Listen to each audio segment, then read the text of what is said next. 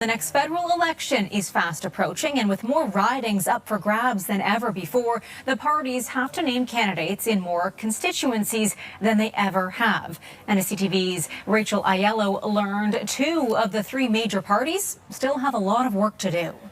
This is going to be an absolutely crucial election for our country. As the race to pick the next Liberal leader gets closer to the finish line, speculation is ramping up that the winner could call a snap election soon after to seize on the momentum the party's seeing in the polls.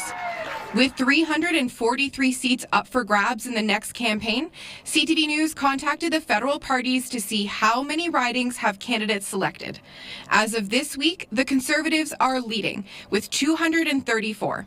The Liberals have 147, and the NDP are close behind with 143. While recent polling shows Conservative support slipping, Pierre Poilievre, having the political wind in his sails for the last few years, has helped him recruit. I think it's what you're seeing is a lot of people are stepping up who kind of want to be a part of that change, and they see obviously a lot of opportunity to have a seat at the table and kind of drive that. Since Justin Trudeau triggered a leadership race, the Liberals say they've seen an uptick in interest in running for the party.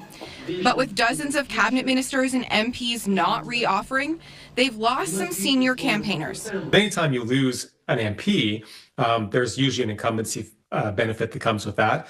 So, the fact that there's a lot of Liberal MPs who aren't running again, that will make it more challenging in those ridings. Jagmeet Singh's team recently urged candidates in a memo to get ready for a snap vote within weeks. Despite needing to name more candidates than they currently have, the NDP's national director said every campaign there's concerns the party won't run a full slate, and in the end, they always do. We have approved packages for many, many more ridings that we will proceed with very quickly once we know exactly when the election is going to be.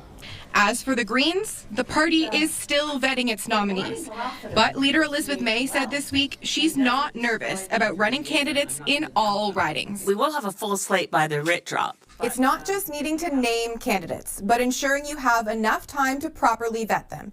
And so insiders told me all parties likely have a spreadsheet of prospective nominees that they could tap in a pinch, on top of rosters of star candidates who may be waiting until closer to the election being called to confirm their bids. Rachel Aiello, CTV News, Ottawa.